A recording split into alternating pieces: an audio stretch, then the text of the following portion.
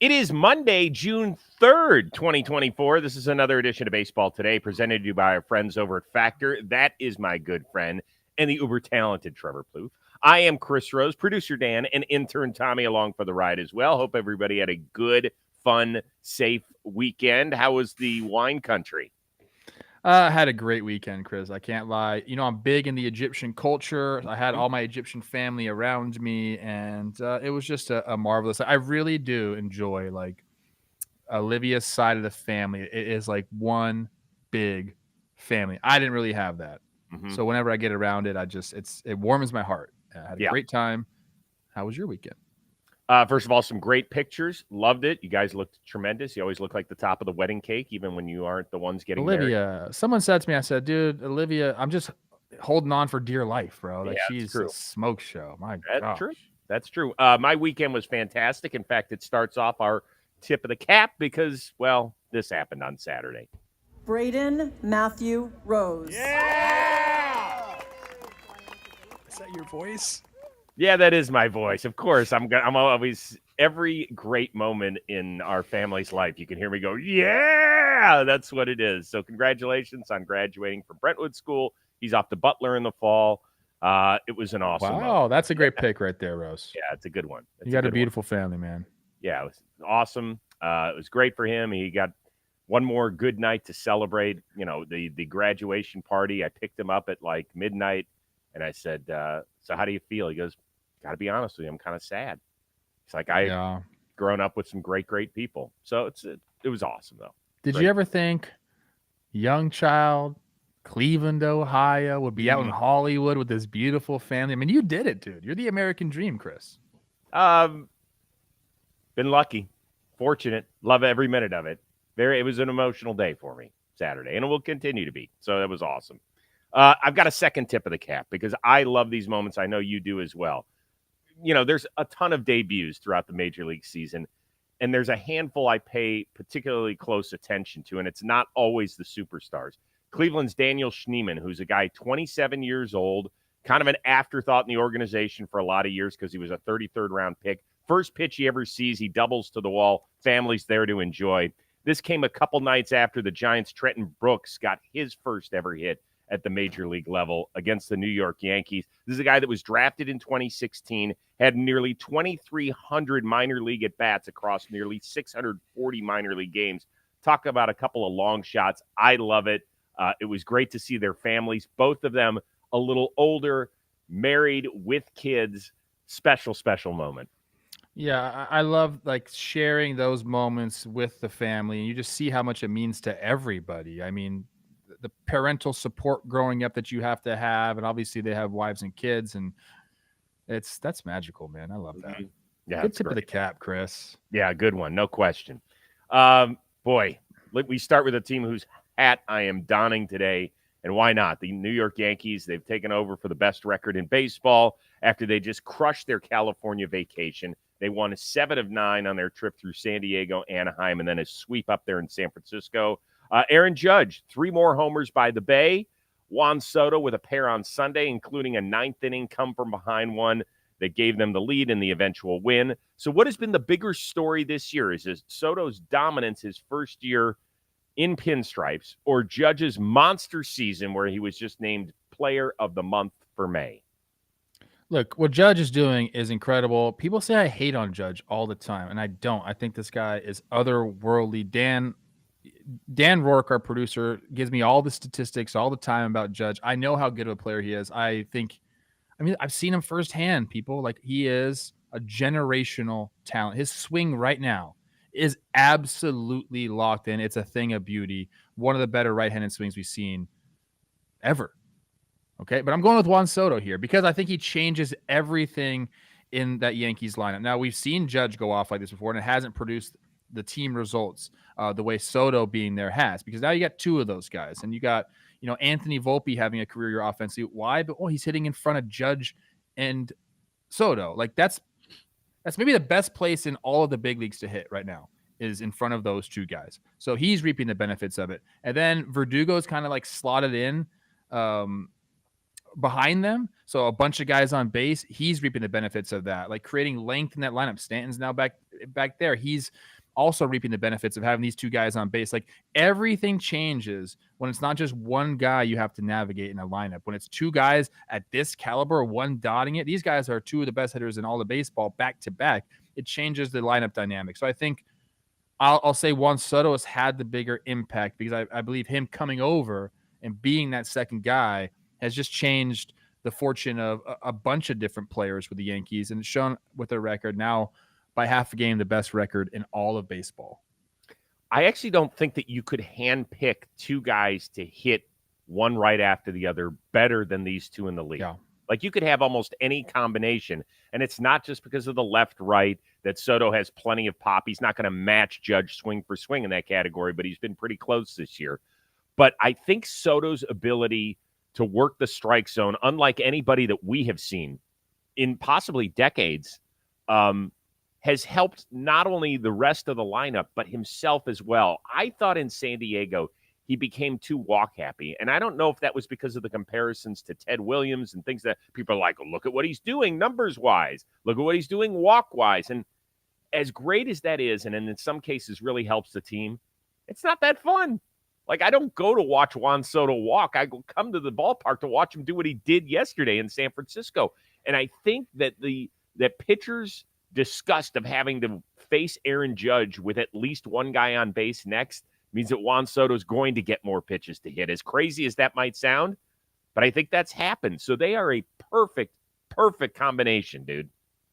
And I know he's played with good hitters before. Like Juan Soto's been around good players his entire career. You can name Trey Turner and Harper in Washington. You can name the dudes in San Diego. Mm-hmm. But I think when I think of Juan Soto and Aaron Judge chopping it up in the cage together about like swing mechanics or thought process, I kind of like it moves a little bit for me. I'm just saying that. So real quickly on this, and then we got to move on because this is a jam-packed show. What is it that would make us care more about Aaron Judge's season? Because the month of May was utterly out of this world. Is it 65 we're fatigued. runs? We're fatigued. We're fatigued. He's been so good for so long. We just expect it out of him now. It happens, and it shouldn't because, like I said, like if you just go watch the at-bats and the swings, like we have so many great camera angles now on these games.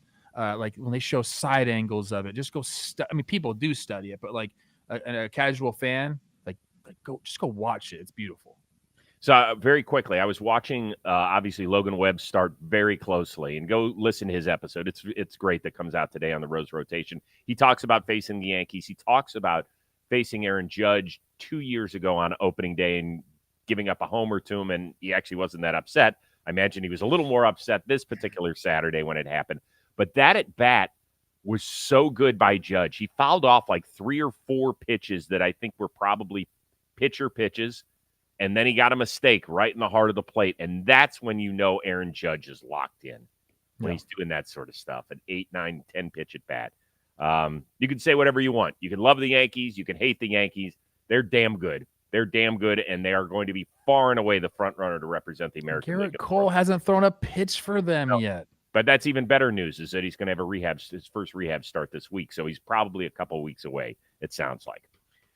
On the other side of the baseball spectrum sits the Chicago White Sox, or should I say shits the Chicago White Sox, because they have now dropped 11 in a row. The Brewers got them Sunday 6-3, although it did give us probably the most entertaining play and then post-game interview of the entire season. Tommy Pham clearly thrown out at home. William Contreras does a little chirping. Pham doesn't like it. We know that Tommy Pham can be a little fiery sometimes, and he had to be restrained not only by the umpire, but by his teammates. This was just half the fun because here is his post-game take in the clubhouse. I'm going to the dugout, and, I hear the tough guy with all the hoorah shit, so I'll never start anything, but I'll be prepared to finish it. There's a reason why, I do all kinds of fighting in the off season because I'm prepared to fuck somebody up. So you can take it as what it is. See ya. The walk-off? Oh. What are your thoughts? All right, this whole situation is crazy. First of all, he was the second guy thrown out in that inning. They had first and second, trying to get a bunt down. Ball gets past William Contreras. The guy gets thrown out at third because he makes a horrible read. First out at third base. So the White Sox problems go so far. But then Pham here, the only problem I have with this is, and like Pham, like I don't have no problem with him. Like he is who he is. Like he is. He's a bad motherfucker. He will F you up. You know what I'm saying? But he did initiate this one. He did start this one. If you look at the play, he was like Contreras gave him the entire plate to slide into. He was already out by 15 feet. Look how far inside he went to make contact. Like we're trying to get away from those plays. I know the game's gotten soft. Whatever. You can say what you want, but these are the rules now. He gave him the entire plate to slide into. Look how far in he is. Mm-hmm. So he initiated the contact. Now Contreras, stood there and gave him a little shimmy, whatever that was. Pham did he even see it? Maybe he heard a little something. Yeah. So this whole thing it's just it's a frustration is what it is. I mean, the Brewers are one of the best teams in baseball. The White Sox are the worst team in baseball. Like it's been a very, very tough watch for any White Sox fan. But then like this whole thing, like the sound bite, legendary, hilarious, but the rest of it is just poor baseball. A++ on the soundbite. I mean, amazing. The delivery was I think lost in the whole I'm ready to F someone up was when he says, and I hear the hoorah shit. Like that, yeah. Every time I hear that, I'm laughing. This guy's been stabbed, Chris. Like he does. Yeah, he really doesn't care. No, he went and walked up to Jock Peterson and slapped him on the field. Like he is a no-nonsense guy. Over fantasy football waiver claims. That's what it was about. I will say this. The Contreras family, I'm not so sure that those are the guys you want to go with. Like those are, if you're to line up the 5 or 10 toughest people in baseball, I do think Tommy Pham's in there, and I would put both Contreras brothers. Like I'm not fucking with those two either. One day we should do that as a question. Give me your top 5 toughest MFers around. Man, that's a good. See, now that's one I would do pay-per-view on.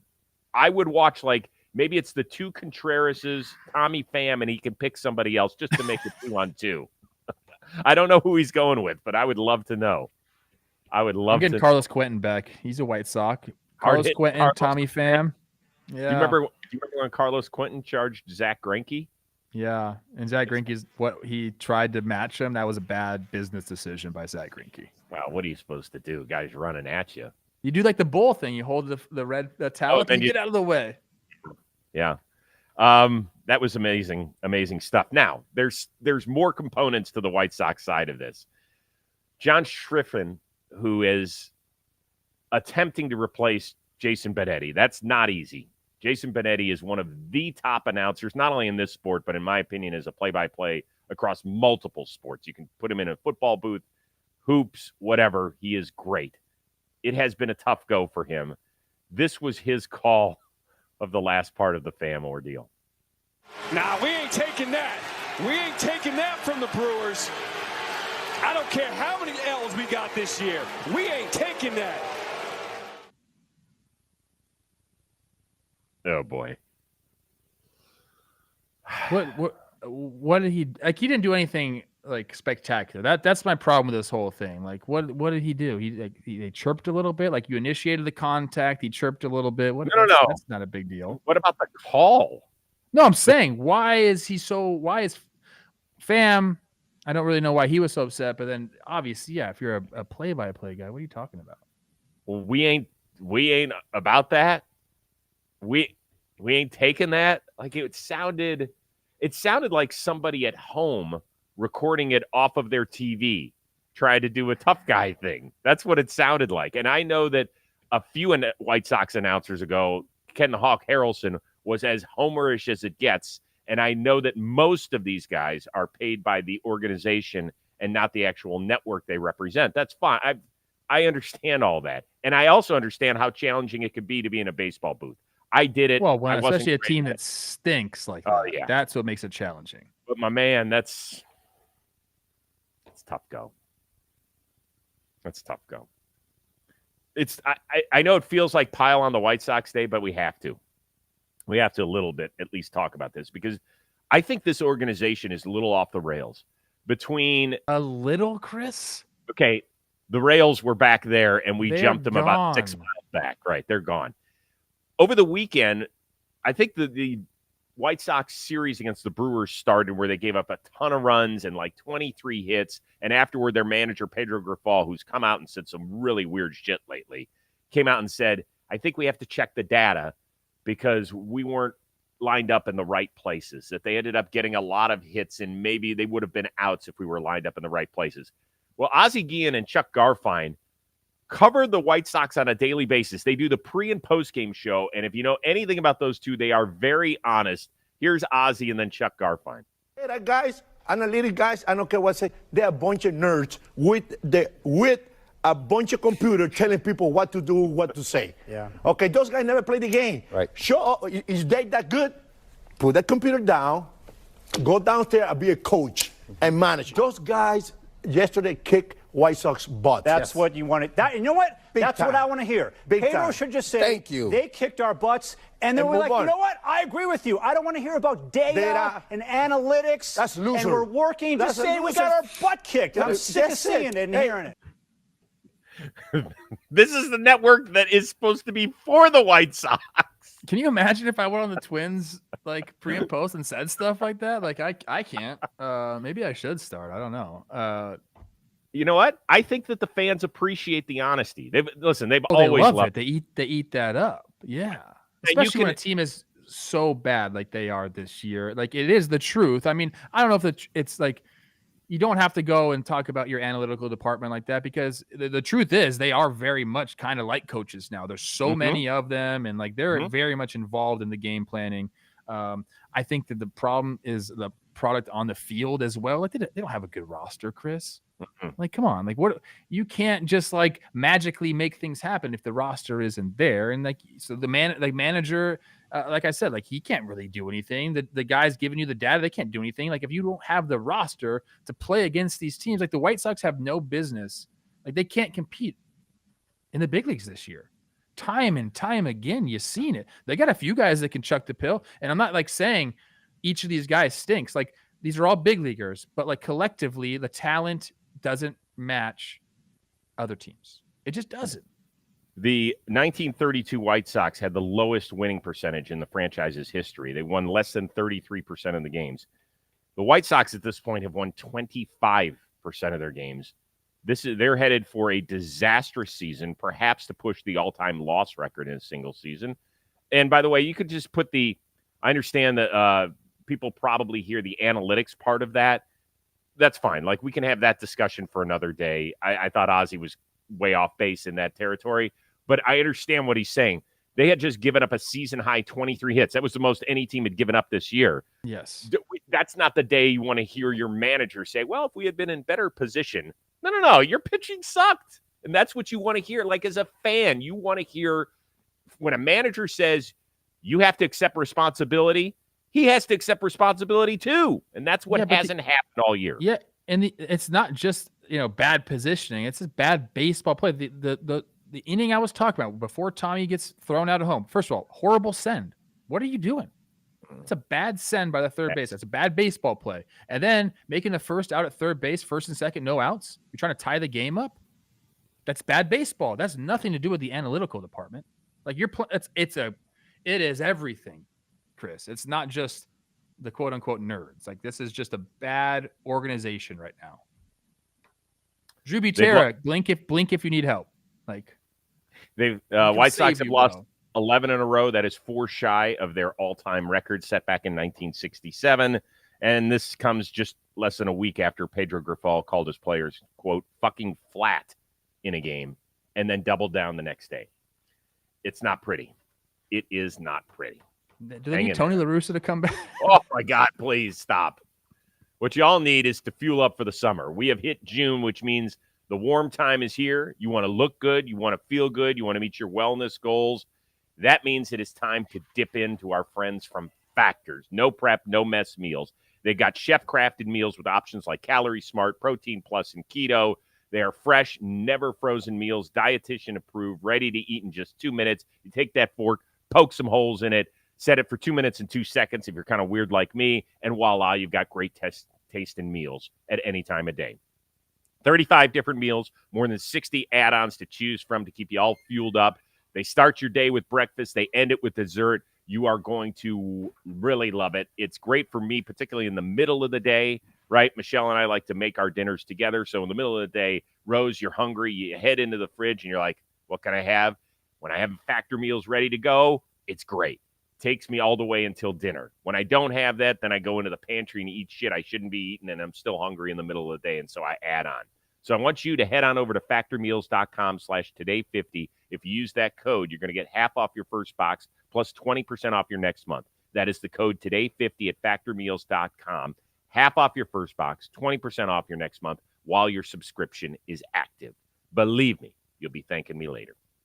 All right, we continue on with the Blue Jays. They take a series from the Pittsburgh Pirates. However, they are still at the bottom of the American League East. Now, there were some recent reports that a pair of guys who are free agents after the 2025 season, Vladimir Guerrero Jr., Bo Bichette, both could be on the move.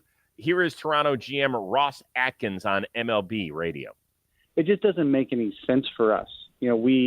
Oftentimes, not often, there will be occasional times as you're talking to other executives that they'll ask if we'll consider, and we just say it's not something that we have spent any time on. Do you think that there is a shot that either one of these guys gets moved this summer? I actually do think there's a shot, Chris. I mean, that's going to be a very difficult decision. Obviously, like, they have a roster that they like. It hasn't, bared the fruit like they thought it would, but they do like the roster. They spent money on this roster, and so each of these guys being a free agent after next year, like, it really puts your quote unquote window in question. So if you do make a move, it signals to your fan base like, hey, we're probably going to go in a different direction, and we might have a few lean years here. But I think it all depends on kind of where they stand in a month. Now, I don't think they're actively shopping them, but if a team said, hey, Vladdy's been going off lately. And Bo, over the last 100 plate appearances, also been hitting the way that we know he can. So if a team says, hey, I want one of those guys, and here's my offer, I think they would 100% entertain, depending on where they're at in the standings. Do I think it's going to happen? I don't think it is going to happen. I think that they might be tempted with a certain amount of package, and maybe, gosh, the more I think about it, the more my mind always changes. I think right now I'm at no, but it just depends on the package that gets delivered to them, or gets offered to them, because it doesn't seem like either of them are going to stay after 2025. Atkins did say they have approached and they have had dialogue about extensions. This whole thing, I think, is up in the air. I don't think it happens this year, but is there a chance it could happen? Yeah, 100%. I think out of the two, I believe that Bo Bichette has a better chance of moving. Now, I know his numbers have been terrible. He's at a 627 OPS. Vlad's numbers are starting to creep up. And in fact, a lot of his peripherals are very good. Very good. They just, for whatever reason, haven't equated into great numbers, particularly power-wise. I think that Bichette is interesting because I think there's some teams that could use a shortstop that are in contention. I don't think my Guardians would pull the trigger on something like that, but I think it's possible. I think the Giants are thinking about it. Is that the difference? Is getting Bo Bichette the difference between them making the playoffs and not making the playoffs? Possibly. And I would say one other team to keep your eye on is the Dodgers. I really believe that. I think they could push Mookie back to second, and I think that Gavin Lux might be a part of that trade. That's what I would foresee possibly happening. I don't know if there's another team or two that it would make sense, but I think that there's enough good teams that it could either increase your chances significantly, like the LA Dodgers, and you heard them talk this weekend about trying to lengthen their lineup a little bit. Yep. That's something where you wouldn't even have to hit Bo in the top 5. You would hit him 6, probably. It's kind of a lot of fan fiction when you start talking about these trades. Oh, that does sound good. Okay, I like that. Yeah, I don't know, man. I'm very, very curious to see where they go. Well, just remember this. Chris Bassett 2 weeks ago on the Rose rotation, we talked about this and said, do you hear the noise? Because I brought up the Vladdy and Bo rumors. He said, we do. He goes, we know that based on where guys are in their careers and where they are contractually, he goes, our window isn't years, it's months, meaning we got to get our shit together or guys are going to move. He didn't say specifically Bo and Vladdy, but there are a bunch of guys, whether they're free agents to be like a Yusei Kikuchi or even a guy like Bassett himself, who's got 1.5 years left on his contract, guys could be traded. And so it wouldn't shock me to see Bo or Vladdy go. It just wouldn't. I will say this. I think both those guys would do really well with a change of scenery. I think so too.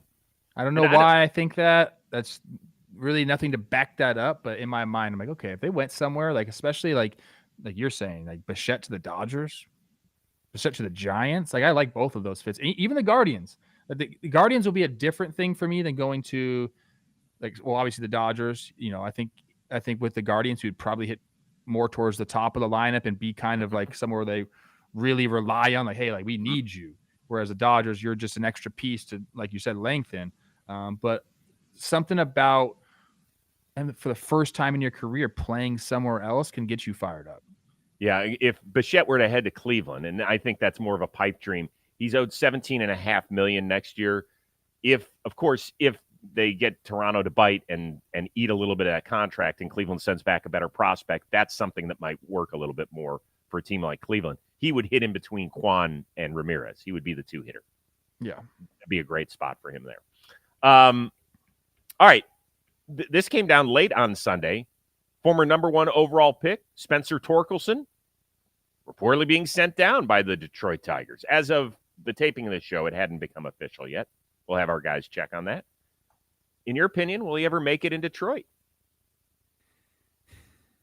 I mean, what's make it? That's what, I talked before the show with you about this. Like, well, I know you didn't love the idea of even doing the story. And why is that?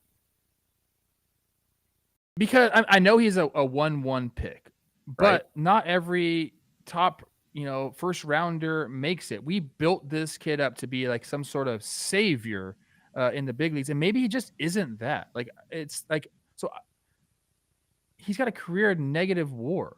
-1.7, career 683 OPS. Last year was his best year in the big leagues. He hit 30 homers, but his OPS was in the 6s. Or no, excuse me, 750 or something like that. Like, it's, what does make it mean for him? Is he going to be a guy that's like kind of in the lineup and provides the occasional pop and goes on a run here and there? Sure.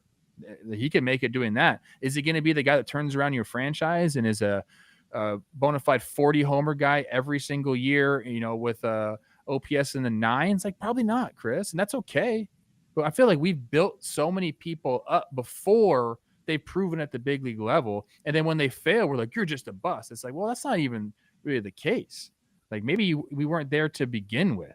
Like, it's tough because we've had a bunch of guys sent down this weekend. Eddie Julian's going to get sent down from the Twins. Reed Detmers gets sent down with the Twins. But like for a guy like Torkelson, like he really hasn't ever shown it. Say for a while last year when he went off and had a nice little homer binge and people were very excited about that. I mean, he's 24 years old. So can this all figure it out and can he be a serviceable big leaguer? Yes, of course he can. But like, I don't know if he's like that franchise altering guy that we all kind of like anointed him as. And I don't think it's fair to put the pressure on guys like that. Well, when you're 1-1, that's where the pressure lies, particularly when you've been an organization like Detroit, which needs cornerstones like that in order to turn us around. I could point to so many 1-1s though. Do we put this pressure on Mickey Moniak or Matt Bush or like we can go back in time and do all this? Dude, who's that? Like a Henry Davis? Wasn't he a 1-1 or is yes, that? he was. He's coming back up, by the way, but he was sent down and now he's coming back up. But Torkelson has been like, we have just put him on this pedestal. Well, I think part of it is because when you heard about him coming out of college, people were saying he's not just a slugger. He's a hitter too. And we haven't seen that at all. In fact, last year, it wasn't that he had a good half a year. He had like 2 really good months. And if 2 really good months equated to 19 homers and an 816 OPS, 816 is good. Very good. I didn't say 9-16. I didn't say elite. He had 2 really good months, and I thought he was going to build off that. It's one of the reasons I picked the Tigers to win the division, and they're sitting here twiddling their thumbs, and I think they're out on him. I think if he comes back, great, but I think that they have kind of emotionally moved on from him. He sat 2 of the 3 games at Fenway this weekend. AJ Hinch was asked about it. Hey, would sending him down help out? He goes, hey, listen, we're just trying to win today. When a manager says we're just trying to win today and bypasses talk about the former number 1 overall pick, to me, that means that he could have said, hey, listen, we're going to do everything we can to help out Spencer. He's a big part of our team moving forward. He didn't say any of that. Yeah, I mean, look, I said this on Talking Baseball today. Like, I went on a run like that, where I hit a bunch of homers. My OPS ended up about the same. I hit 24 homers in like 100 games in 2012. 755 OPS. Like, but nobody's talking about me like I'm the savior. I wasn't the 1-1 pick, but I was a first rounder. I feel like we just put unfair expectations on guys too much these days. Like, you got to do it at the big league level before we anoint you.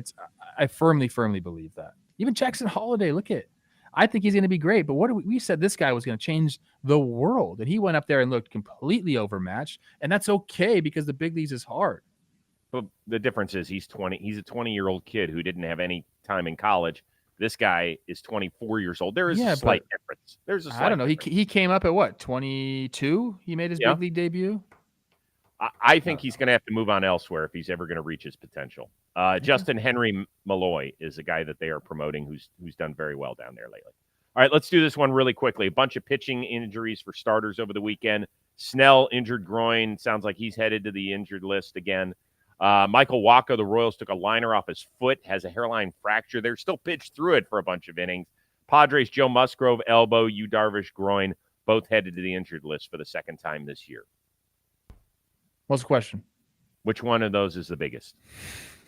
I think I'm going to go with the guy. When it's 2 guys, I'm going to go with the 2 guys. Like, the Padres, they had a nice 5-man starting rotation. The depth is being tested. The guys they're bringing up are kind of unproven. So how are you going to navigate this? I think they have the team to do it, but the elbow concerns me. Darvish, the hamstring should be okay. They were looking good. I think this kind of like pumps the brakes on the Padres a little bit for me. That to me, it makes it more interesting because I know AJ Preller's working the phones. So that's what I want to know is who's he going to try and go get next? Is it Jesus Luzardo? I mean, does he have any more prospects to give up? He does. He always got prospects, man. That's the thing about prospects. You can just call Baseball America and say, hey, this guy's really, really good. Here's, some money. Boom. Yeah. Interesting. Maybe you can't do that anymore because everywhere has StatCast. I'm convinced the Yankees used to not pay people off, but like their prospects used to get rated so highly all the time. And like back in the day, how could you tell? Now we have a little bit, the metrics are there. Finally, Tri-City Chili Peppers played the first cosmic baseball game under black lights with a glow-in-the-dark everything, unis, bats, balls, bases. Would you have had any interest in playing in this game? I am 100% in on this. This is awesome. I always tell you, I only like Major League Baseball and all the other stuff is silly. This looks incredible. And the funny thing is I hate cosmic bowling. I can't stand it. I need to see my lane. I need to see my arrow. But this looks awesome, dude. I was worried, like, could you really see everything? It looks like you can. I'm in. I didn't think I was going to be in on it, Chris, but I'm in on it. Yeah, I didn't think I asked the question because Michelle and I were discussing and said, do you think that and Brady, we were all kind of eating dinner together. And I said, do you think Plouffe's going to want in? And Brady's like, hell no, I wouldn't want any part of that either. Just so that your concerns are eased, the pitcher was throwing behind an L screen. Like, that's the person you worry about the most. I loved seeing the bases glow up and all that sort of stuff. It was cool. Like, I wouldn't want to see it every day, but a couple times a year, I'm in. The reason I say this too, I think did we ever run ads for like, I think it was like a spark catch ball. I think we did, or maybe I just bought it one day. It's like a light up ball, feels like a baseball. You can play catch with it at night, and I've had so many fun nights throwing that thing around, so it kind of reminded me of that. Man, I would be dotted in the forehead between my vision and my lack of athletic ability. That thing, you would have seen the seams on my head, and they probably would have glowed, just to let you know. Hey, today's episode has been brought to you by our friends over at Magic Spoon. If you don't know anything about it, go get it. It is awesome. I've got 2 of the 4-pack right here, okay? There's a variety pack. There's 4 flavors. There's cocoa, there's fruity, there's frosted, there's peanut butter. There you go. There's 2 of the 4. I got the peanut butter and the cocoa right here. Here's the great thing. If you love cereal and you're like, oh, I can't eat cereal anymore because it's so loaded with sugar, there are 0 grams of sugar. There's 13 to 14 grams of protein. There's 4 to 5 grams of net carbs and only 140 calories per serving. So we're talking about high protein, 0 sugar, keto-friendly, gluten-free, grain-free, soy-free, so you can eat it and be guilt-free on top of it. I love actually combining these 2. First of all, I feel better when my cereal is O's, like in the shape of a circle. Okay. I don't know why that is. I'm not a flake guy. It's not weird. We'll unpack that one day. So listen, just put these 2 together. You've got cocoa and peanut butter together, and it's like a 5th box. Ooh. So head on over to magicspoon.com/today to grab a variety pack and try it today. And be sure to use the promo code today at checkout, and you'll save $5 on your order. Also, Magic Spoon's so confident in their product, it's backed with a 100% happiness guarantee. So for whatever reason, you're like, okay, it's not really my vibe, they'll refund your money. There's no questions asked. Remember, start your day off with a delicious bowl of high-protein cereal at magicspoon.com/today. Use the code today. You're going to save $5. And believe me, if you combine these 2, you're going to be like, Rose, you're a genius. It's about the only time you'll say that. Yeah. My kids ate all the cereal. That's the only advertising they need. Kids like this cereal. I love it. They ate it all. That's awesome. That's awesome. I had to hide the boxes because I needed to get them up here before the kids dug it. So there you go. Don't forget about getting our Factor question of the week in. They've been great the last few weeks. Get it in by Thursday night so we can use it on Friday's show. Very quickly, you are off to the East Coast? Yeah, Yankees Twins tomorrow. I'll be calling the game. Then I go to Pittsburgh. Nice. And then into Minnesota. So I'll be in studio for our episode tomorrow, I think. Yes. Yeah. Okay. I think we'll be doing it live at 11:30 a.m. Eastern. I can't wait to see your shining face. Go travel safely, and can't wait to see you then. Amazing job, as always, by our one-of-a-kind producer, Dan Rourke, and intern Tommy. Way to keep it rocking, kid. For the uber-talented Trevor Plouffe, I am Chris Rose. We will see you Tuesday on Baseball Today, presented to you by Factor.